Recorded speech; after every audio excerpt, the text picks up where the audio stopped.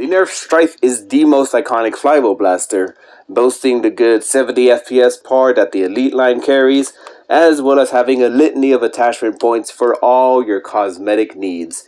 Barrel attachment, bottom rail, upper rail, stock point. Absolutely amazing, and the ergonomics are great as well. This grip is nice for both large and small hands, a nice well-placed rev trigger, and a nice good old upper trigger, as well as a comfortable mag release that actually pushes in all the way, unlike Elite 2.0, making it easy to both swap mags at will, and in general just click and tap around. So with that being said though, this guy is good up until you reach, superstock games or even end war levels of FPS where, the limit is like 130 out there. At that point, a stock Stryfe just doesn't cut it, You're better off getting a Spectrum from Walmart. But what if you had a Stryfe of your own and you wanted to put some money, but not, upwards of $300+ in it, just to get it up to, at least 130 FPS for those end war games or even superstock matches? Well, in today's video, we're gonna put ourselves on a budget of around upwards of $75, depending on where you live in the US, and show you the meat and potatoes of this powerhouse of a Stryfe.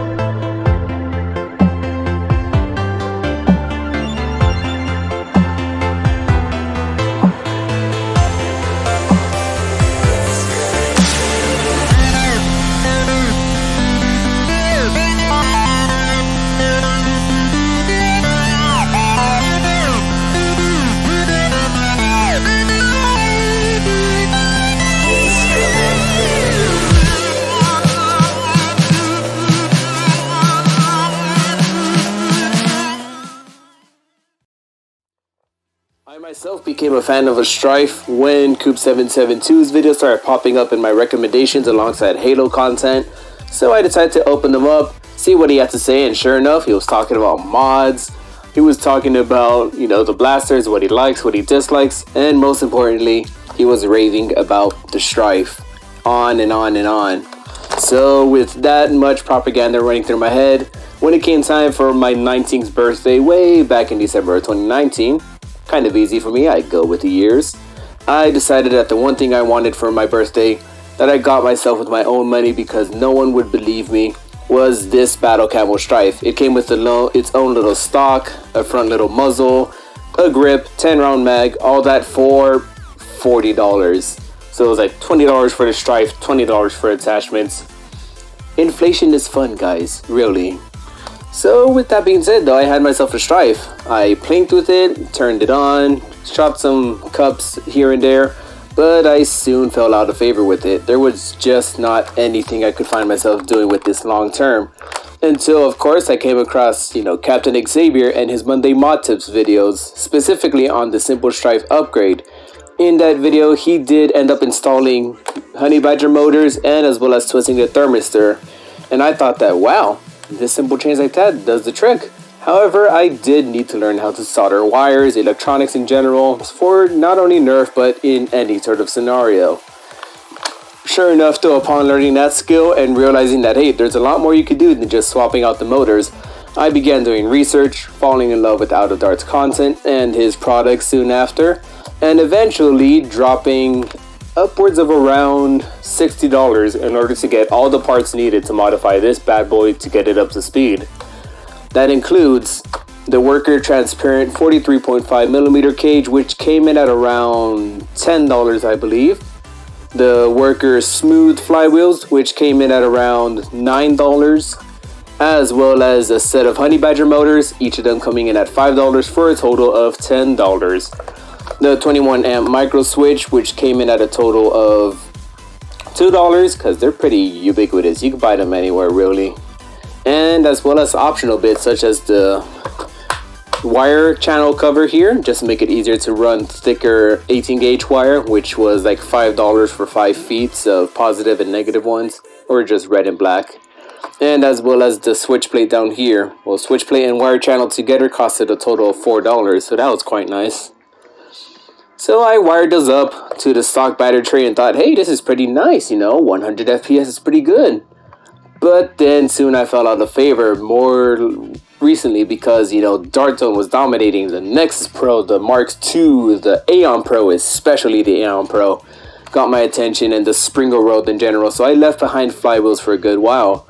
It was not until recently that I modified my Raven with, open flywheel project cage, smooth, Misho motors instead of Honey Badgers because they were cheaper and offered more torque. And of course, the 18 gauge and the switch. But rather than keep it wired to the stock tray, I got myself some XT30 connectors and this 6 AA battery tray off of Amazon and wired it up to that so I could unplug it and plug in the 2S LiPo whenever I'd want as well.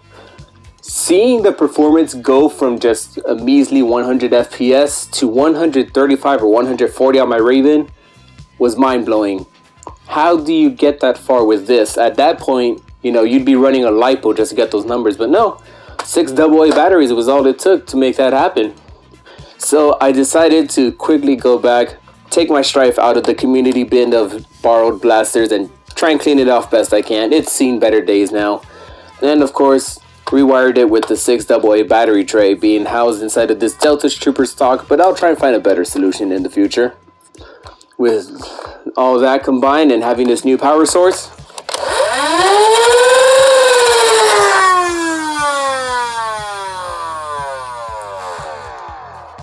yeah, it screams. And it screams at, with full lengths, whopping 130 FPS. Half lengths, it's sitting more around the 100 FPS. But that's because I use Adventure Force Pro darts, so they don't really have the best crush capabilities when it comes to cages and flywheels. I'd be better off using cut down waffle heads.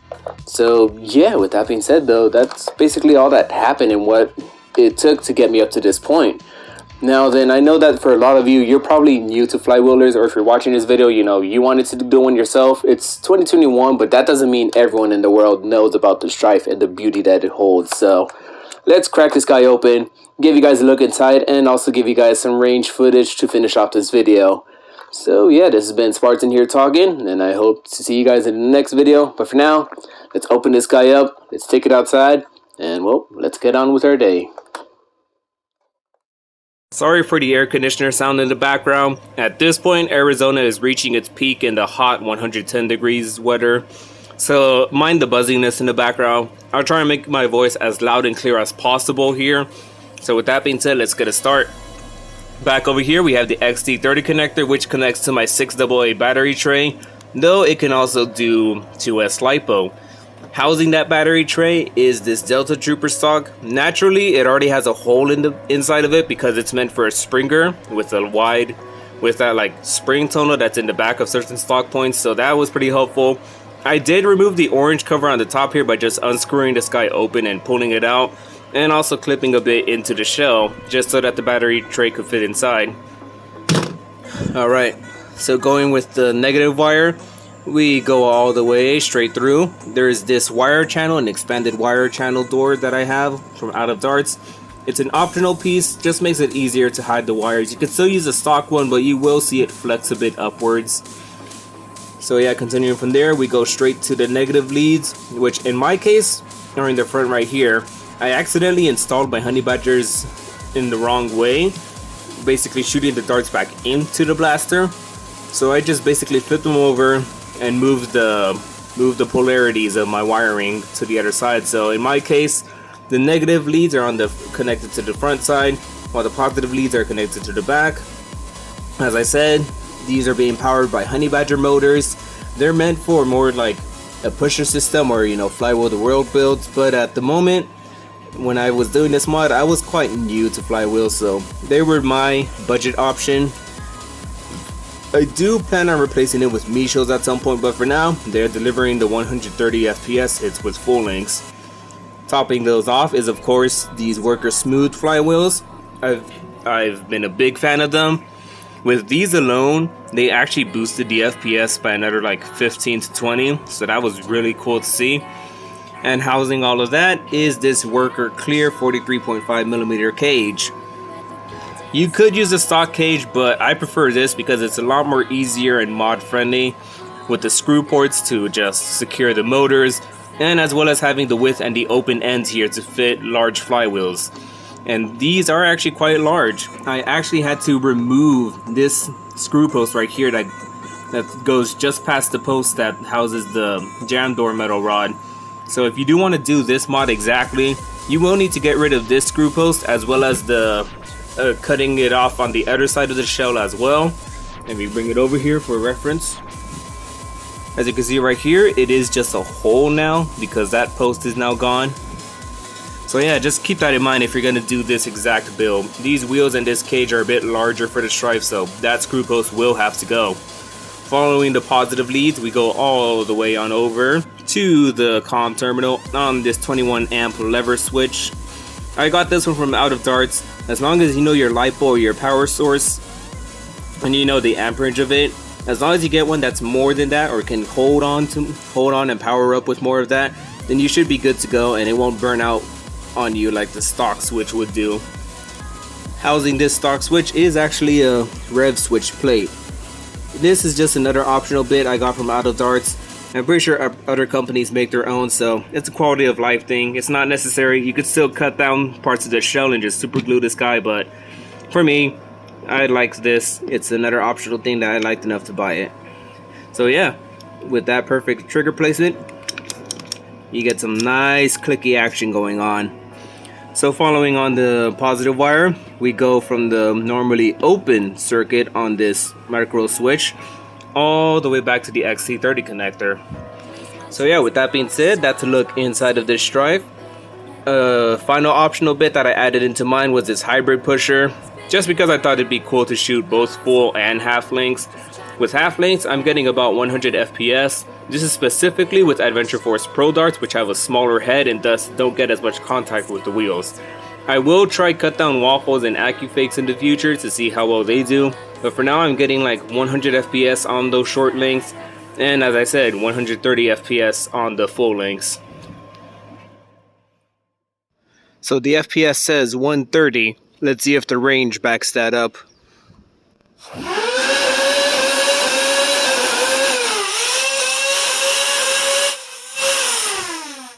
The flat shots, both the slowest ones and the quickfire ones, all came as low as 67 feet, 10 feet better than before, and went as high as 80 feet. Angled shots reach as low as 90 feet and go as far as 105 feet. Forgot about short darts, it's a hybrid pusher. The two cinder blocks stacked on top of each other is the 70-foot max range of most stock Nerf guns or blasters.